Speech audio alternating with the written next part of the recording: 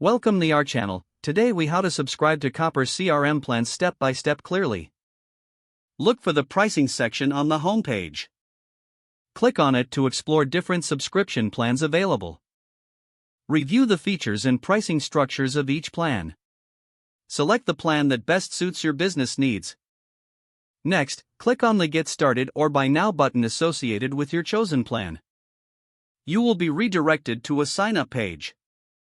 Fill out the required information, such as your name, email address, and company details. Create a strong password for your account.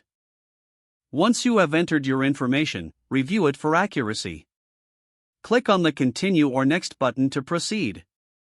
You may be prompted to enter additional information, such as payment information.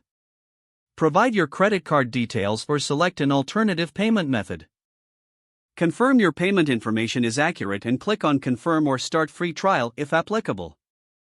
After your payment is processed, you will receive a confirmation email. Follow the instructions in the email to verify your account. Log into your new Copper CRM account using your email and password. Take a tour of the dashboard to familiarize yourself with the interface. Begin setting up your account by customizing settings to fit your preferences. Start exploring the features available in your new subscription plan. If the page does not load, refresh the browser or try again in a private or incognito window. Make sure you are using the correct email address, then retype it carefully to avoid small typos.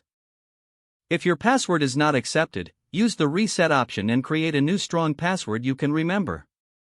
Check your spam folder for verification or security emails, then complete any requested confirmation steps. Enable two-factor authentication if available to improve account security and after signing in, review your profile details so your contact information and settings are accurate and current. If you see an error message, note it down and try again after restarting your device and internet connection. Log out when you finish, especially on shared devices, to keep your account and payment information secure. If the page does not load, refresh the browser or try again in a private or incognito window. Don't forget to like this video and subscribe to our channel for more step-by-step tech guides.